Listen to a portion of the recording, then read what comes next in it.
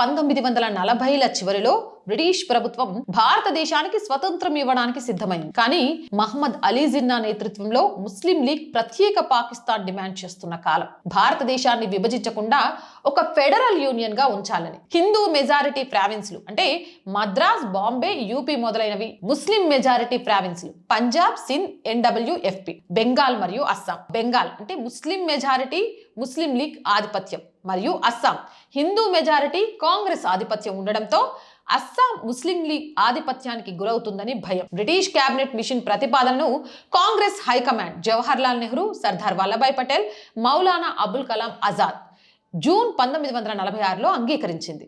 ఇది దేశ విభజనను నివారించి ముస్లిం లీగ్ని సంతృప్తి పరచడానికి తాత్కాలిక కాంప్రమైజ్ అని కాంగ్రెస్ వాదన. అంటే దేశాన్ని ఏకంగా ఉంచాలి అనే సాకుతో ఒకే ఉమ్మడి దేశంలో 3 ప్రావిన్స్లు, 3 వేరు రాజ్యాంగాలు ఉండడానికి కాంగ్రెస్ అప్పుడే సూత్రప్రాయంగా అంగీకరించిందన్నమాట.